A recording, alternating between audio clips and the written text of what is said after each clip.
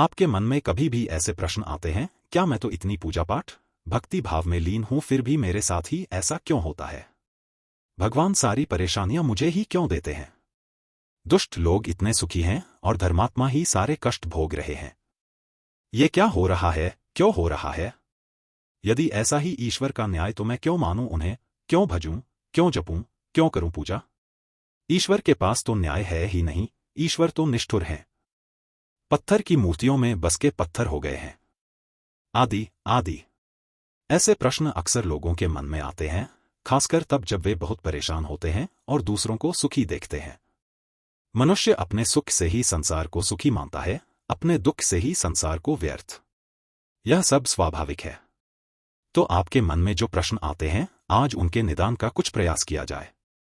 बहुदक नामक का एक तीर्थ था। यहां नंदभद्र वैश्य रहते थे। धर्माचारी, सदाचारी पुरुष। उनकी साध्वी पत्नी का नाम कनका था। नंदभद्र चंद्रमौली भगवान शंकर के बड़े भक्त थे।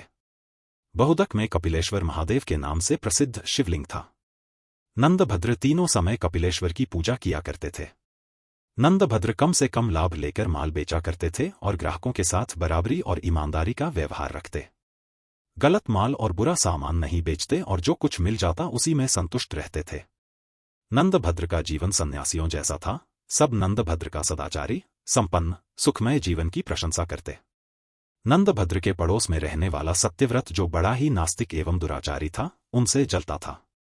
सत्यव्रत चाहता था कि किसी प्रकार नंदभद्र का कोई दोष दिख जाए तो उसे धर्म के मार्ग से गिरा दूं। नंदभद्र पर झूठे आरोप लगाना और सदा उनके दोष ही ढूंढते रहना उसका स्वभाव बन गया था।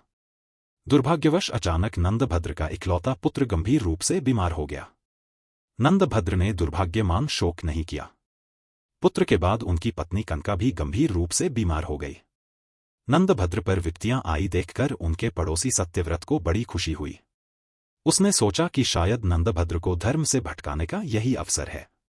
उसने नंदभद्र को सांत्वना देने का ढोंग करते हुए कहा, तुम्हारे जैसे धर्मात्मा को यह दुख उठाना पड़ रहा है। लगता है कि धर्म कर्म सब ढकोसला है। कई बार सोचा कि मैं तुमसे कहूं पर संकोचवश कहा नहीं। दिन में 3 बार पूजा स्तुति सब व्यर्थ है। भैया नंदभद्र, धर्म के नाम पर क्यों इतना कष्ट उठाते हो? जब से तुम इस पत्थर पूजन में लगे हो तब से कोई अच्छा फल तो मिला नहीं। इकलौता पुत्र और पत्नी दोनों बीमार हैं। भगवान होते तो क्या ऐसा फल देते? पुण्य और पाप सब कुछ कल्पना है। नंदभद्र, तुम्हें तो मेरी यही सलाह होगी कि झूठे धर्म को छोड़ आनंदपूर्वक खाओ, पियो और भोगो, यही सत्य है। सत्यव्रत की बातों का नंदभद्र पर कोई प्रभाव न पड़ा। वह बोले, सत्यव्रत जी, आप अपने आप को ही धोखा दे रहे हैं। क्या पापियों पर दुख नहीं आते? क्या उनके पुत्र स्त्री बीमार नहीं होते? जब सज्जन दुखी होता है तो लोग सहानुभूति जताते हैं, पर दुराचारी के दुख पर कोई सहानुभूति नहीं दिखाता। अत धर्म पालन करने वाला ही ठीक है। अंधा सूर्य को नहीं जानता, पर सूर्य तो है। ईश्वर के बिना संसार का संचालन नहीं हो सकता। सत्यव्रत ने उसे टोक कर पूछा, देवता हैं तो दिखाई क्यों नहीं देते? नंदभद्र ने कहा, देवता आपके पास आकर याचना नहीं करेंगे कि हमें आप मानिए। बातचीत बहस में बदलने लगी। नंदभद्र अधिक विवाद नहीं चाहते थे, उठकर चले गए, पर उनके मन में यह विचार आया कि भगवान सदाशिव का साक्षात दर्शन करके पूछूं, आपके बनाए संसार सुख दुख जन्म मरण आदि क्लेश क्यों है? यह दोष रहित क्यों नहीं है? नंदभद्र शिव मंदिर आए। कपिलेश्वर लिंग की पूजा भगवान के आगमन की प्रतीक्षा करने लगे। सोच लिया कि जब तक भोलेनाथ दर्शन नहीं देंगे तब तक मैं ऐसे ही खड़ा रहूंगा। लगातार 3 दिन और 3 रात नंदभद्र वैसे ही खड़े रहे। चौथे दिन एक बालक उस मंदिर में आया। वह गलित कुष्ठ का रोगी भयानक पीड़ा से कराह रहा था। उसने नंदभद्र से पूछा, आप इतने सुंदर एवं स्वस्थ हैं, फिर भी आप दुखी क्यों लग रहे हैं? नंदभद्र ने अपना संकल्प उसे बताया।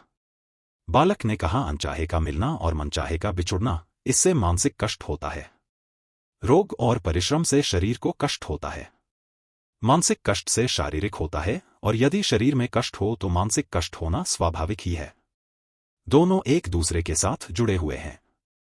फिर क्या किया जाए? नंदभद्र ने पूछा। बंधुवर औषधि से शारीरिक कष्ट दूर होते हैं, पर मानसिक कष्ट तो ज्ञान से ही दूर होता है। मस्तिष्क को यदि ज्ञान की सही खुराक दी जाए तो वह कष्ट मुक्त हो जाता है। बालक से ज्ञान भरी बात सुनकर नंदभद्र ने फिर पूछा, ज्ञानी बालक, आपकी बात से सहमत हूं, पर एक प्रश्न है। इस लोक में पापी मनुष्य भी इतने धनी और सुखी क्यों होते हैं, जबकि उन्हें तो उनके कर्मों के कारण कष्ट में होना चाहिए था? भगवान के विधान में यह दोष क्यों?